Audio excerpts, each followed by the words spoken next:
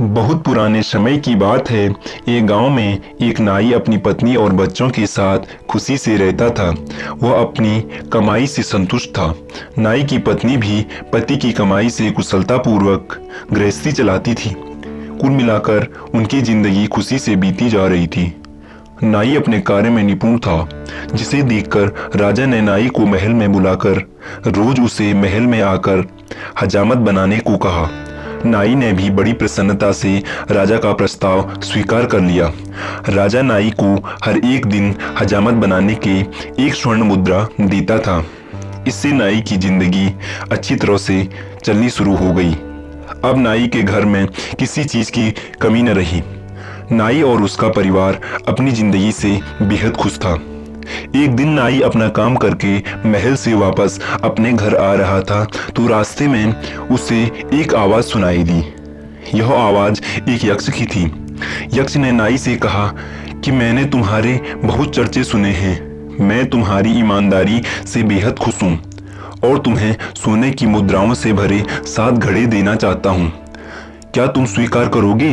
नाई पहले तो आश्चर्यचकित हो गया, पर दूसरे पल ही नाई के मन में लालच उत्पन्न हो गया और उसने यक्ष से 7 घड़े ले लिए। नाई जब घर वापस आया तो उसने अपनी पत्नी के साथ मिलकर 7 घड़ों में देखा तो 6 घड़े तो पूर्णतः स्वर्ण मुद्राओं से भरे हुए थे, परंतु 7वां घड़ा आधा था। यह देखकर नाई अपनी पत्नी से कहता है कि 7वां घड़े में हम हर महीने की बचत कमाई को डालेंगे, जिससे यह भी भर जाएगा। धीरे धीरे नाई अपनी बचत की कमाई को घड़े में डालने लगा, परंतु घड़ा तो भरने का नाम ही नहीं लेता।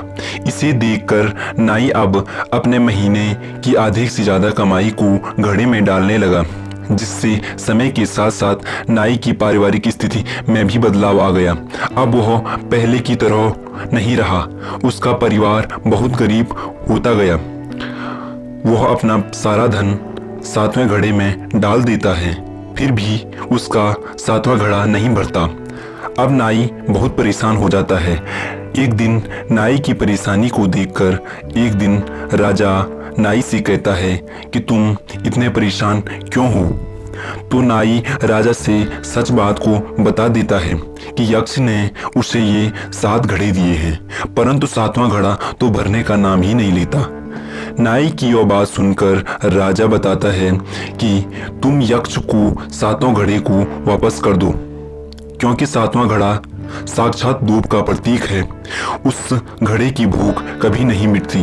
राजा की यह बात मानकर नाई यक्ष को 7 घड़े वापस कर देता है। घड़ों का वापस जाते ही नाई का जीवन फिर से खुशियों से भर जाता है। तो दोस्तों, हमें इस कहानी से यह सीख मिलती है कि हमें कभी लोभ लालच नहीं करना चाहिए। भगवान ने हमारे कर्मों के अनुसार जो भी दिया है, हमें उसी में खुश रहना चाहिए।